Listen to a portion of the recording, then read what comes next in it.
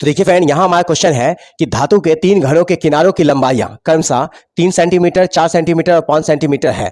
तीनों को पिघलाकर एक नया घन बनाया गया है। ठीक है, नए घन के किनारे की लंबाई क्या होगी? तो इसको समझिए कैसे इसको हम सॉल्व करेंगे। तो मान के चलिए एक घन ये है, ठीक है, ये एक घन हो गया है। दूसरा घन मान के चलिए एक और ये है, और तीसरा घन एक और बना लेते हैं। ठीक है, तो मान के चलिए ये तीसरा घन हो गया।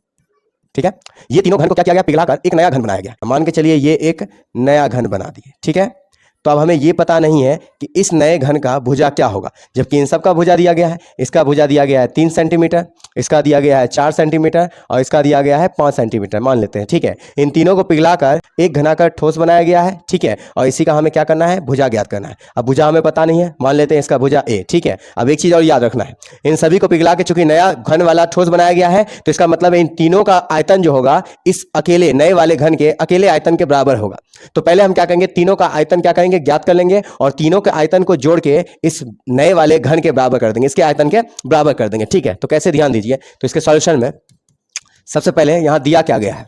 दिया है तीनों घनों की भुजाएं। ठीक है, किनारे की लंबाई यानी भुजा दिया गया है। क्या क्या दिया गया है? तो 3 सेंटीमीटर, 4 सेंटीमीटर और 5 सेंटीमीटर।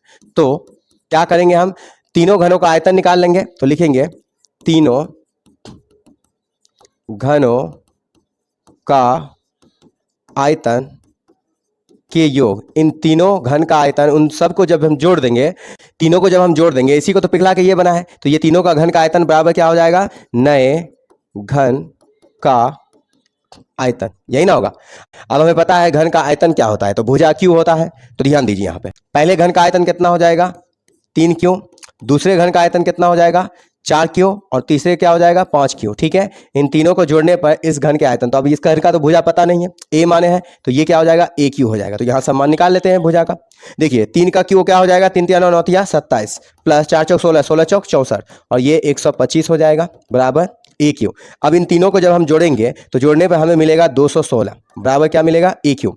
अब इसको हम सीधा कर लेते हैं। अब यहाँ से हम ए का मान निकाल लेते हैं। क्यू इधर आएगा तो क्या हो जाएगा? देखिए तो ये बन जाएगा क्यूब रूट। ठीक है, 216 को जब तोड़ेंगे तो 6 गुना 6 गुना 6 होगा।